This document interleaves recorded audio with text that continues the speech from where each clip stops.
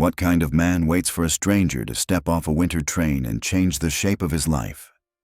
The narrator asks the question quietly, because the answer sits in the cold beside Wyatt Callahan as the new year of 1884 settles over Montana like a sheet of glass. The depot at Juniper Crossing is little more than a plank platform, a stove that never burns hot enough, and a telegraph office that hears more wind than words. Wyatt stands there with snow in his hat brim and worry in his chest, a man weathered by silence and months of talking only to cattle and the loyal horse he left tied by the hitching post. He wears the truth on his face, a crooked nose that never healed right, stubble that never quite disappears, and eyes that have grown used to expecting nothing. Still, he has done the boldest thing of his life. He has asked the world for a wife. The train sighs to a stop, iron breath meeting frozen air, and Evelyn Brooks steps down with a worn carpetbag and a thin coat that does nothing against the wind. She looks like someone who has already survived several lifetimes before this one, yet she stands straight, jaw set, refusing to flinch. Wyatt removes his hat, introduces himself in a voice that is careful and honest, and she nods, measuring him the way he measures her. Neither smiles much. They do not have extra warmth to waste. The two of them move toward his wagon, and he wraps a wool blanket around her shoulders without ceremony. She thanks him, also without ceremony. Snow squeaks under the wheels as the team starts forward, leaving the depot and its meager comfort behind. The prairie opens like a white ocean. The sky is a hard, pale blue. Evelyn studies it all as if she has stepped into a dream that might hurt if she breathes too loudly. Wyatt explains the road, the distance, the chores, the way the stove must be fed or the cold will come inside like an animal. He does not sell her illusions. She answers in simple words about Philadelphia factories, about the sharp kind of loneliness that crowds even the most crowded street. The blanket shifts, and quietly he adds his spare coat around her shoulders. He does not tell her that he has never shared it with anyone else. The homestead appears slowly, a cabin crouched against the wind, a barn that leans as though it has learned to bow. Smoke rises in a thin line that the sky almost swallows. Evelyn lets out a soft laugh, not mocking but relieved. It is small, but it is real, and it is not a lie. Wyatt leads her inside, the door complaining on its hinges. The heat from the stove is thin but determined. He shows her the single bed, the cot he will take, the shelf where he keeps the little he owns.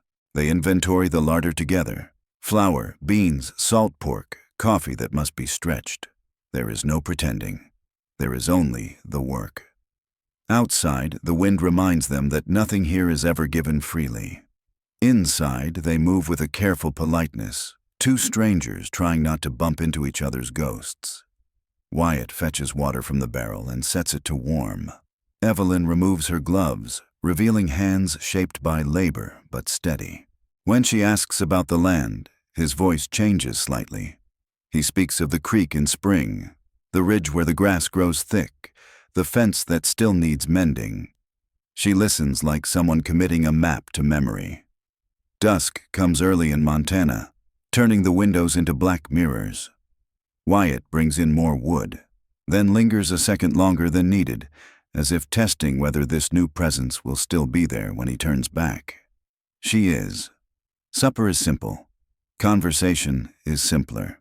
But beneath every word is a quiet exchange. Can I trust you? Will you stay? Do we dare to hope? When the last ember settles, Wyatt offers the bed to Evelyn and takes the cot without argument. She thanks him, then pauses, as if measuring the weight of the air between them. Somewhere outside, a distant wolf cries, thin and sharp. Inside, Evelyn lies awake, listening to the stove, the wind, and the faint sound of Wyatt breathing across the room. She thinks of the ad that led her here, of all the ways this could go wrong, and of the fact that for the first time in years, she is not entirely alone. Wyatt stares at the roof beams and wonders whether he has just opened the door to salvation or to something far more dangerous. He does not know. What he knows is that when he saw her step from the train, a small and stubborn thing against the storm. Something in his chest shifted, like a frozen river beginning to crack. Morning will bring chores, cold, and the unanswered question of whether two strangers can build a life together in a place that swallows the weak. For now, the narrator simply watches them in the glow of the stove. Two silhouettes in a fragile truce with winter, their uneasy partnership taking its first quiet breath. The storm comes in quietly at first, like a rumor the sky is afraid to say out loud. But by the second night, it has found its true voice, and that voice howls across the plains with a hunger that makes the cabin walls tremble. Snow falls so hard, it erases the world.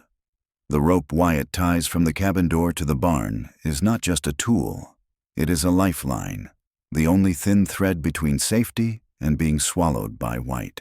The narrator watches as he presses the coarse line into Evelyn's gloved hand, explaining in that steady, spare way of his that if she ever has to step outside, she must not let go, not even for a heartbeat.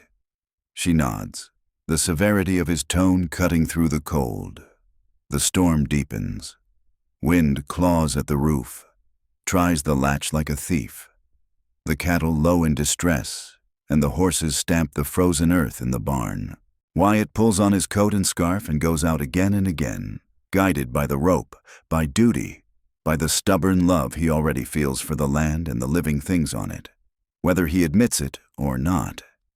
Evelyn does what she can, fetching water, tending the fire, stretching flour into biscuits that only barely resemble bread. When he comes back, snow dusts his eyelashes like frost on window glass, and his hands sting with the ache of thawing.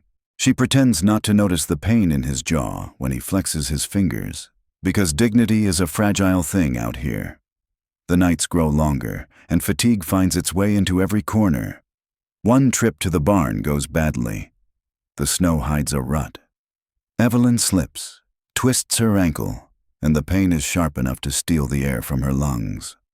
Wyatt is there in an instant, his voice calm even when his eyes are not. Inside, he splints the ankle with board and cloth, his touch awkward but gentle, like a man who has never had reason to care for another person so closely. She hates the weakness, but she hates seeming like a burden even more. He tells her it is nothing, that she has already done more than enough.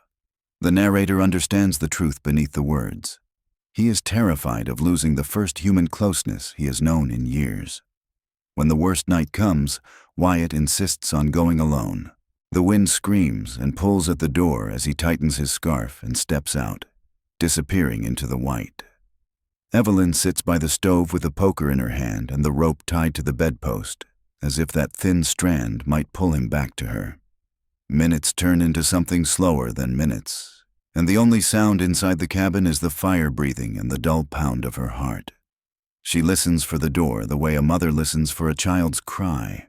When it finally opens, the cold rushes in with him, and so does relief so fierce it almost hurts. He keeps moving, disciplined, reporting that the stock are safe, the water broken, the doors secure. She keeps her voice steady, but the fear turns into something else, something warmer that neither of them names. The blizzard holds them hostage for days. Snow piles high against the door. The rope freezes stiff as bone. Evelyn's ankle swells, every step a test. Wyatt does the outside work while she becomes guardian of the inside. The fire, the food, the fragile sense of home that flickers in this cabin. He wakes at night to feed the stove, and every time, she lifts her head to be certain he is still there. They talk more in the darkness than they do in daylight. Short questions at first, then stories, then small admissions that might sound like weakness anywhere else but here feel like currency, like trust. One night, she confesses that the city left a wound inside her, a loneliness sharper than hunger. He listens without interrupting because words are expensive for him and he spends them carefully. In return, he admits to an emptiness so long-standing it has become part of his bones, and he wonders aloud whether it is possible to learn to live differently. The storm refuses to break, and the chill refuses to leave their bones. When Evelyn's ankle throbs so badly she cannot sleep, she suggests they share the bed, not for romance, but for warmth. and because the cot squeaks every time Wyatt turns. The narrator notes the way he hesitates, caught somewhere between old habits and new longing, then agrees. They lie side by side, not touching at first, separated by caution and fear and the memory of other lives. But the sound of another person breathing in the dark becomes a comfort neither expected. Silence becomes companionable. Their confessions become a thin, strong thread, like the rope outside, guiding them through the whiteout of their separate pasts. The blizzard tests them in other ways.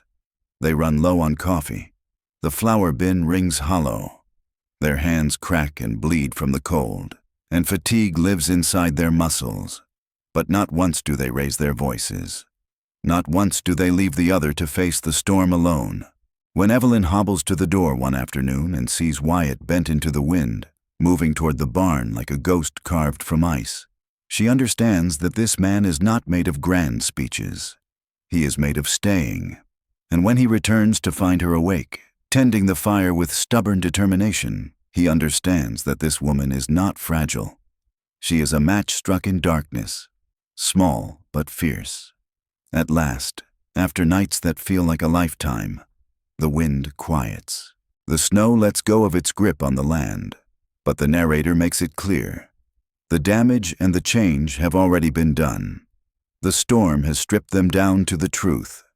Trust now exists between them, not declared, not celebrated, but lived, breath by breath, beside a stove that still must be fed before the cold remembers their names. The land looks innocent when the storm finally loosens its grip, but the narrator knows better. Snow lies deep enough to swallow a man up to the knee, and the air carries a brittle quiet that belongs to places where hunger walks on four legs.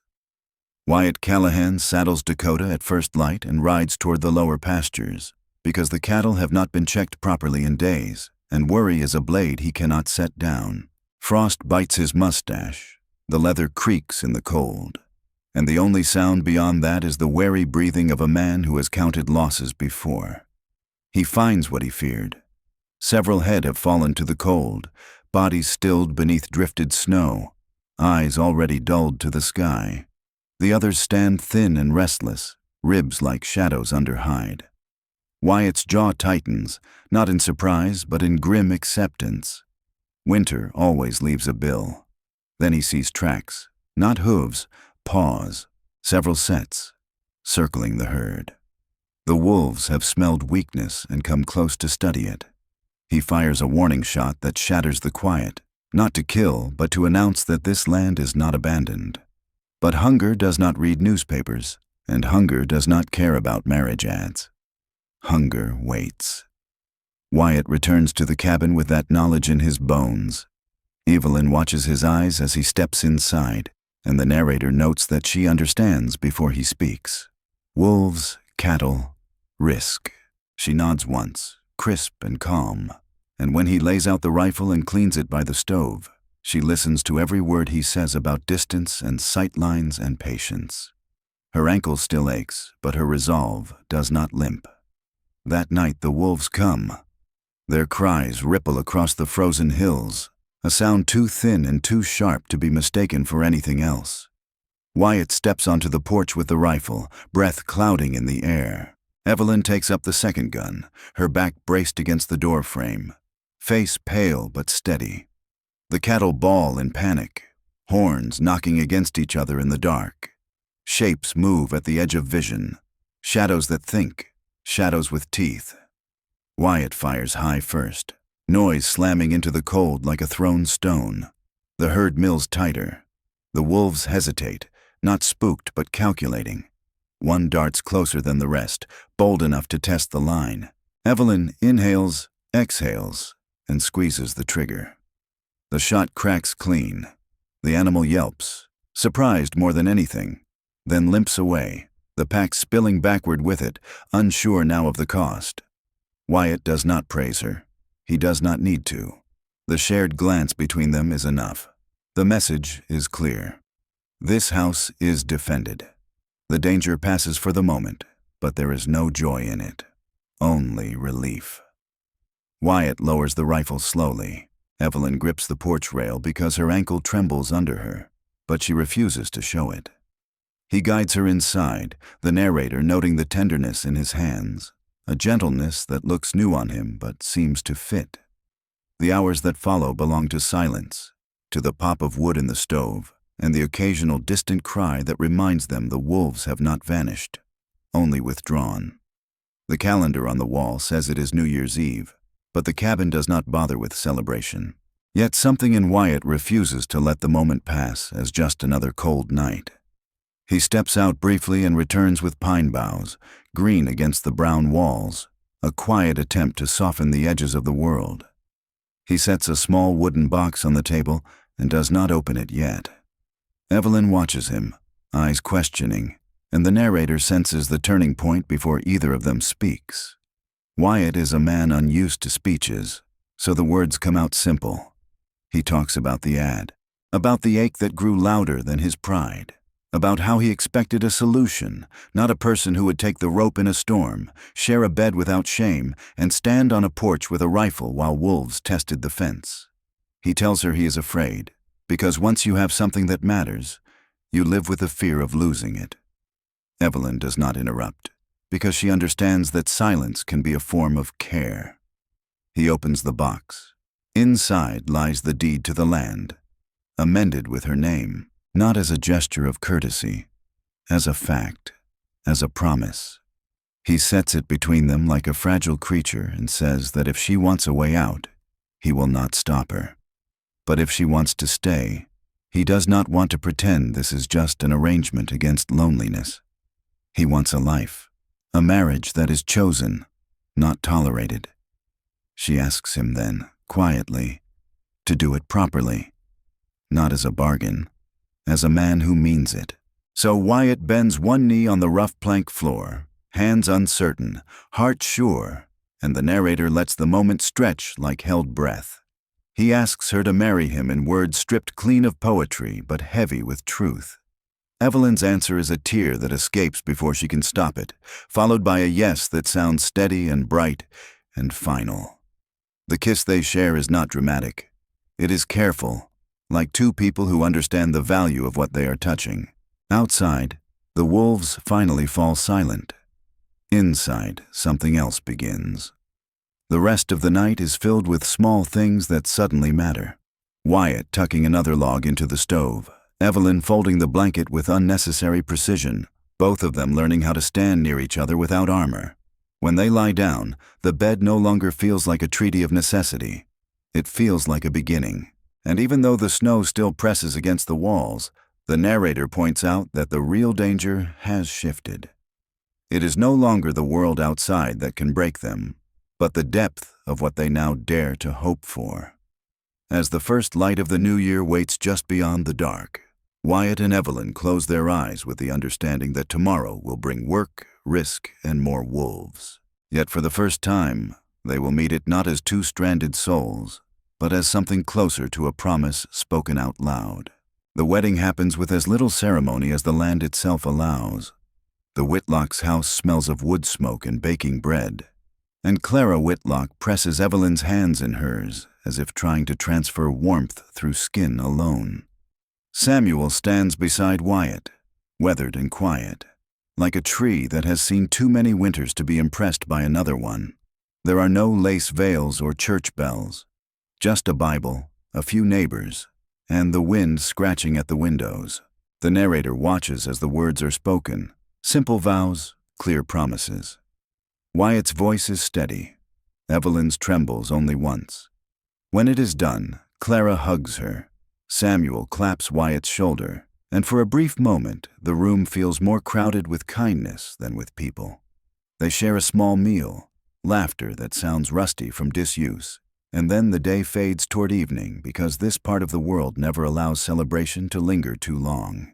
The newly married couple return to the cabin as husband and wife, riding side by side, Dakota's breath streaming in the cold like smoke from a second chimney. Inside their home, nothing has changed, and everything has. The stove still needs feeding, the floor still creaks, the wind still looks for a weakness in the walls. But there is a new gravity in the way Wyatt moves around the room. in the way Evelyn folds her shawl over the chair, in the quiet that settles not as emptiness but as belonging. The narrator doesn't gild it. They are still learning where to stand so they do not bump into each other, still guessing at the small rituals of marriage. Yet there is comfort in the guessing. They wake before dawn because the day demands it. Coffee is rationed to the thin side of strong. They split logs until their hands ache, then split them again into smaller pieces when the pile seems to shrink faster than it grows. Hunger hovers nearby like a patient watcher. They count beans, measure flour, stretch pork, add snow to the water barrel when the level drops too low.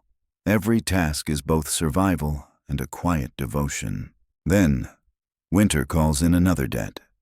Dakota, the horse that has carried Wyatt through storms and summers, falls sick. At first, it is only a heaviness in his step, a dullness in his eyes.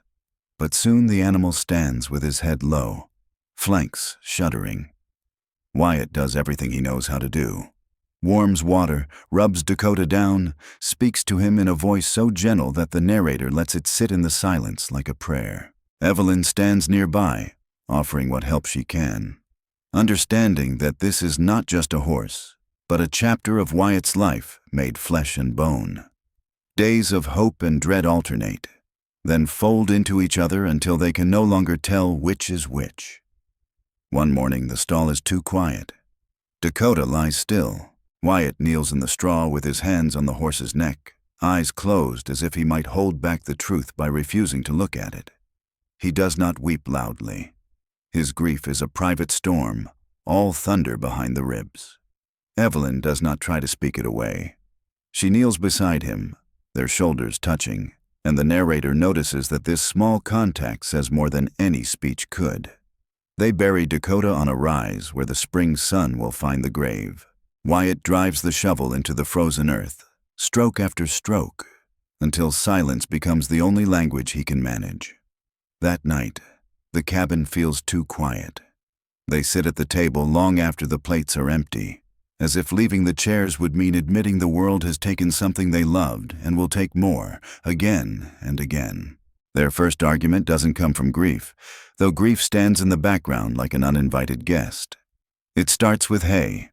How much to feed, how much to save. Voices sharpen, then falter. Wyatt pulls back, ashamed of raising his tone. Evelyn looks at the floor, ashamed of fearing they might lose each other to something as small as a bale of grass. Then, almost at the same moment, they laugh, not because it is funny, but because the alternative is too heavy. The narrator marks the moment. They learn that love out here is not the absence of conflict, but the choice to stay soft when the world goes hard. As the weeks drag on, rationing becomes a rhythm. They plan meals like strategies. Wood piles rise and fall like tides. The stove becomes the beating heart of the house, and they work around it the way planets circle a sun. Evelyn grows more sure in her tasks. Bread that once came out heavy now rises. Beans simmer until tender. The cabin smells of something that resembles comfort. Wyatt learns new habits too. He asks her opinion. He listens longer than he speaks. He moves the cot against the wall because they no longer need it. Some nights, the wolves sing again. The sound comes thin and distant, but it threads through the walls and stitches itself into their sleep. Evelyn wakes with her hand already reaching for Wyatt, as if her body answers a question before her mind can form it. He squeezes her fingers once, an unspoken vow. They lie there and feel the weight of the roof, the weight of the sky, the weight of everything they cannot control. And yet, the narrator insists. What grows between them is not fear, it is resolve. When the thaw finally arrives, it does not announce itself with trumpets. It seeps, ice loosens, the creek stirs beneath its crust. Mud claims the yard, clinging to boots and wagon wheels. The cattle stumble through slush, thinner than they should be. A few calves die, a few live. The ledger of loss and gain evens out as best it can in a place like this. Wyatt repairs fence rails that winter snapped. Evelyn plants seeds that look too small to matter. She does it anyway. They visit the Whitlocks in town to buy salt, coffee, nails, and fabric Evelyn cannot resist. She sews curtains that soften the harsh corners of the cabin, proof that beauty has a right to exist even where the wind rules. Wyatt stands at the depot platform for a moment, remembering the day she stepped off the train, realizing he is no longer that hollow man waiting for salvation he did not believe in. Now he stands beside a wife whose presence has rewired the shape of his life. Spring does not erase winter, it only answers it. The narrator lets the camera linger, so to speak, on the couple sitting at their small table one evening, the curtains stirring slightly, the stove humming, a map of hard days written in the lines of their hands. They have less than some. They have more than most. Above all, they have chosen again and again to face the hunger, the grief, the fragile hope. Together, spring does not arrive like a parade. It comes the way healing always does, in small, almost invisible gestures. Snow bleeds into mud. The creek clears its throat and begins to talk again. Grass noses through the ground as if testing whether the world is safe. Wyatt Callahan and Evelyn Brooks do not celebrate it loudly. They simply step outside one morning and realize the air is no longer trying to bite them, and something inside each of them loosens a notch. The narrator keeps the camera wide. The land is still vast, still indifferent, but it is softer now, and softness is a kind of mercy. Work follows the thaw like a shadow. Fences have to be rebuilt, rails replaced where winter snapped them clean. Wyatt shoulders the posts, sets them straight, hammers nails until his arms hum. Evelyn brings water, holds board steady, ties wire with careful hands that have learned a new kind of strength. When they rest side by side, backs against the warm south wall of the barn, saying little because silence has become another language they share. The cattle thinly scatter across the field, finding what grass there is. A few calves totter after their mothers, unsteady but stubborn. Loss is still there, so is life. Out here, neither ever travels alone. The garden is Evelyn's rebellion against the idea that this land will always take more than it gives. She kneels in the dirt, pressing seeds into the soil, talking to them in a matter-of-fact way about how they are expected to work for their place, same as everyone else. Wyatt watches from the porch sometimes, not because she needs supervision, but because he is still getting used to the idea that the world now contains a sight as gentle as his wife coaxing green things from stubborn earth. He mends tack, oils tools, checks hooves, and by late afternoon the smell of iron and leather mixes with the promise of stew from the stove. The narrator notices that even their fatigue has changed. It is no longer just survival's exhaustion. It is the good kind, the kind that comes from building something with both hands. They begin to talk about the future in simple, careful sentences, as if speaking too loudly might scare it away. A porch, maybe. A proper bedroom added to the side of the cabin, so they are not always walking around each other in a single small room. A shed for tools. Fewer worries over every pinch of flour. And then, one evening, a different sort of idea slips into the conversation. Children. Not as a demand, not as a promise, just a thought that settles between them and makes the night feel warmer. Evelyn says she would like to raise a child who knows the names of stars and the feel of wind in every season. Wyatt says he would like to teach someone how to stay, the way he has finally learned to. They do not hurry the dream. They place it carefully on the shelf with the other fragile, important things and let it wait. They ride together more when the weather allows. Up onto the ridge, where the view spreads so wide it feels almost dangerous.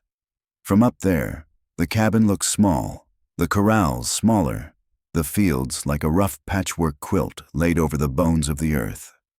The narrator holds the shot. Evelyn's hand finds Wyatt's, not as a gesture of rescue, but of recognition. This is their place, hard and lonely, generous in small, stubborn ways. They do not mistake it for safety. They accept it as home. Days fold into weeks, and the rhythm of their life evens out. The Whitlocks visit with news from town and a loaf of bread Clara claims turned out wrong, but which tastes exactly right. Wyatt helps Samuel repair a wagon wheel. Evelyn mends shirts and trades seeds with Clara, laughter coming more easily now that it has practice. There are still arguments, small ones that spark and fade, because two people cannot share so much weather without sometimes creating a storm of their own. But every time, they return to the same fact. They are not alone anymore. And that changes the shape of everything. The wolves remain. Their howls thread through some nights like a reminder that the dark has its own language. But fear has changed colors. When Evelyn startles awake, Wyatt is there, solid and warm, a hand closing around hers before either of them opens their eyes. When Wyatt thinks of the herd in the low pasture, he also thinks of Evelyn on the porch with the rifle. Not as a soldier, but as a partner. The narrator makes it clear. Danger has not vanished. Courage has simply learned a new face. As the year turns again toward winter, they measure their plans against the light. Wyatt sketches the shape of a porch on a scrap of paper. Evelyn sews curtains for a room that does not yet exist. They save where they can. They work when they must. On cold evenings, they sit close by the stove, and the silence between them is no longer empty. It is full of all the things they have already said and all the things they no longer need to. Their first anniversary arrives with a quiet dignity. Wyatt wears the scarf Evelyn knitted for him, the wool soft against the ruff of his neck. Snow dusts the yard, but it does not carry the same threat it once did. They stand at the window for a moment, watching their breath cloud the glass, and the narrator lets the memory wash through the room, the depot platform, the furious blizzard, Evelyn's injured ankle, the wolves testing the fence, Dakota's grave on the hill, the vows spoken in a modest room that smelled of bread and hope. They do not speak of these things aloud. They do not need to. That night, lying side by side in the same bed that once felt like a fragile treaty, they listen to the quiet. Wyatt thinks about the man he used to be, the one who asked the world for a wife with hope and fear folded into the envelope alongside the words. Evelyn thinks about the girl who stepped down from the train with a thin coat and a will forged in the noise of city streets. The narrator brings them together in a single understanding. They have both learned that the bravest act is not to leave or to endure alone, but to stay, to choose each other again in the face of every coming storm. Outside, winter waits its turn. Inside, the stove flickers, the curtains breathe, and two people sleep with their hands loosely twined, as if even in dreams they refuse to risk being parted. Their future is not promised. It is built, moment by moment, with work and kindness and the ordinary courage of waking up each day prepared to love in a world that does not guarantee anything. And that, the narrator says quietly, is enough. Tonight, as the plains grow still and the sky lowers its dark blue veil, the story softens. We slow our breathing. We slow our words. We leave Wyatt and Evelyn where they belong, in the small circle of light cast by a stubborn stove, in a cabin that stands because two people refuse to let the wind decide their fate. The land will test them again. Wolves will return. Winters will come with teeth. Yet they have learned the difference between being alone and being together in the face of loneliness. That quiet strength is not loud. It does not boast. It moves like a hand reaching for another hand in the dark and finding it every time. So let the picture fade, gently, like snow settling on a fence rail. Let the house grow distant, a warm dot in a wide and restless world. And let the last thought drift like a whisper. Love is not a storm, sudden and bright. It is the steady choosing, the daily staying, the small promise kept at the edge of the frontier. Good night, and rest well. End of article.